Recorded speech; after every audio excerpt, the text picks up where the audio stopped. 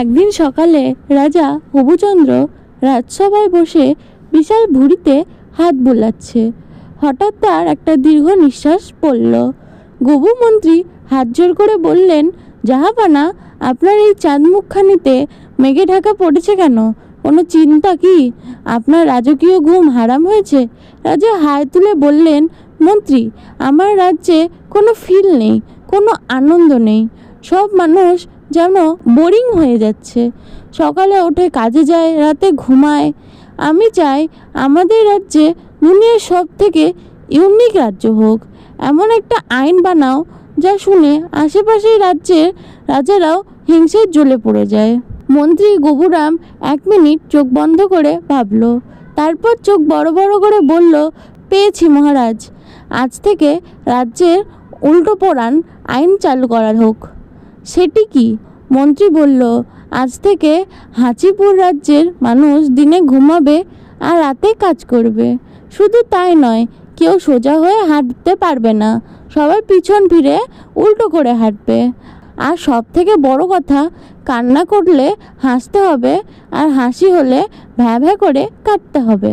রাজা খুশি হয়ে সিংহাসন থেকে লাফিয়ে উঠে বললেন, দুর্দান্ত, ফাটাফাটি বুদ্ধি, জলদি ঢেড়া পিটিয়ে রাজ্যের এই আইন জারি করো। পরের দিন থেকে রাজ্যের নতুন আইন চালু হয়ে গেল। দুপুর 12টার পর রাজ্য নির্ঝুম, সবাই নাক ডেকে ঘুমাচ্ছে। আর রাতে 12টা বাজতেই চারিদিকে হইচই শুরু হয়ে যায়। সব থেকে মজার কাণ্ড হলো, বাজারে শাকসবজির বাজারে এক বিক্রিতেই উল্টো হয়ে হাঁটতে হাঁটতে চিৎকার করছে, ও দাদা, নিয়ে যান, টাটকা আলু পচে ভূত হয়ে গেছে। যেহেতু আইন অনুযায়ী ভালো খাবারকে বলতে হবে খারাপ। এক ব্যক্তি পিছন ফিরে হাঁটতে হাঁটতে এসে ধাক্কা খেলো এক লাইট পোস্টের সাথে। কপাল ফুলে আলু হয়ে গেল, কিন্তু আইন অনুযায়ী সে কাঁদতে পারবে না। তাই সে কপালে হাত দিয়ে খিলখিল করে হাসতে লাগলো, হা হা হা, ওরে বাবা রে, মরে গেলাম রে, কি আনন্দ, কপালটা পুরো ফেটে গেছে, হা হা হা। একদিন রাজার দরবারে এক চোর ধরে পড়ল।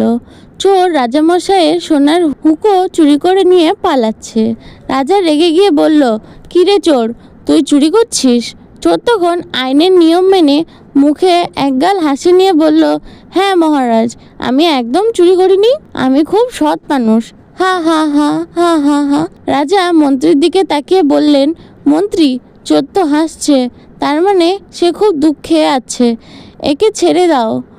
আর পুরস্কার হিসেবে রাজকোষ থেকে 500টা চাবুকের বাড়ি উপহার দাও। চোর তো পুরস্কারের কথা শুনে ভ্যা ভ্যা করে কাঁদতে কাঁদতে দরবার থেকে বিদায় নিল। কয়েকদিন পর রাজা হবুচন্দ্রের জন্মদিন এলো। রাজা ঘোষণা করলেন, রাত্রে বিশাল ভোজের আয়োজন হবে, দূর দূরান্ত থেকে নামকরা বাবুচিরা আনা হবে। কিন্তু বাবুচিরা তো মহা বিপদে। নতুন আইন অনুযায়ী মিষ্টি হবে নুন আর লঙ্কা, আর তরকারিতে হবে কেজি কেজি চিনি। রাত্রেবেলায় রাজসভায় ভোজ বসলো। রাজামশাই মহা উৎসাহে মুখে দিল রাজকীয় রসগোল্লা। মুখে দেওয়ার মাত্র রাজার চোখ কপালে উঠে গেল। রসগোল্লায় চিনি নেই, আছে শুধু বিট নুন আর কাঁচা লঙ্কা বাটা। ঝালে রাজার কান দিয়ে ধোঁয়া বের হতে লাগলো। কিন্তু রাজা তো নিজেই আইন ভাঙতে পারবে না। আইন অনুযায়ী ঝাল লাগলেও বা কষ্ট হলেও হাসতে হবে। রাজার চোখ মুখ লাল হয়ে গেল। জল ভরা চোখে হাসতে হাসতে বলল, উফ, কি মিষ্টি, আমার তো সুগার বেড়ে যাবে মনে হচ্ছে, হা হা। মন্ত্রীও ঝালে কাঁদতে কাঁদতে হাসি মুখে বলল, হ্যাঁ মহারাজ, তরকারিটাও দারুণ হয়েছে, পুরো পায়েসের মতন মিষ্টি। আসলে তরকারিতে 1 বস্তা চিনি দেওয়া হয়েছে।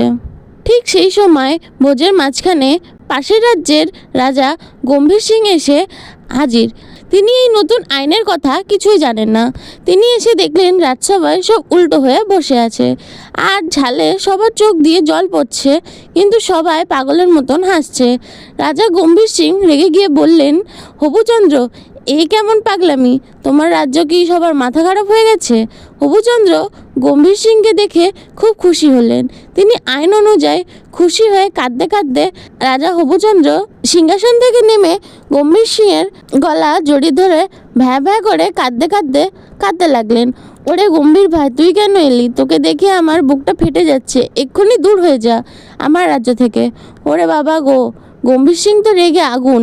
কি, আমি তোর অতিথি আর তুই আমাকে দেখে কাঁদছিস আর দূর হয়ে যেতে বলছিস? দাঁড়া, এত বড় সাহস, যুদ্ধ হবে। যুদ্ধর ঘোষণা শুনে রাজা হবুচন্দ্র মনে মনে খুব ভয় পেলেন, কিন্তু মুখে আইন মেনে হাসি কুটোপুটি খেতে লাগলেন। হা হা হা, যুদ্ধ হবে, কি মজা, আমরা সবাই মরবো, হা হা হা। গম্ভীর সিং ভাবলেন, এ রাজা তো সাধারণ পাগল না, এ তো পুরোপুরি সাইকো। যুদ্ধের কথা শুনেও হাসছে, এর সাথে যুদ্ধ করা মানে নিজের মান সম্মান খাওয়ানো। গম্ভীর সিং ভয় পেয়ে বললেন, না বাবা, এই পাগল রাজ্যে আমি আর এক মুহূর্ত থাকবো না। কখন যে কে কি করে বসে, এই বলে তিনি তার সৈনিক নিয়ে দৌড়। বিদেশিরা পালিয়ে যাওয়ার পর রাজা হবুচন্দ্র হাঁপ ছেড়ে বাঁচলেন। ঝালের চোটে তখন তার পেটে ভেতরে বিশ্বযুদ্ধ শুরু হয়ে গেছে। তিনি মন্ত্রী গোবররামকে ডেকে বললেন, মন্ত্রী মন্ত্রী আইনটা ইউনিক হয়েছে, সন্দেহ নেই, কিন্তু এই উল্টো হাঁটতে আর কোমরে বাত হয়ে গেছে। ঝাল রসগোল্লা খেয়ে পেট পুড়ে যাচ্ছে, আর আর হাসতে হাসতে মুখ ব্যথা করছে। আজ থেকে এই আইন বাতিল।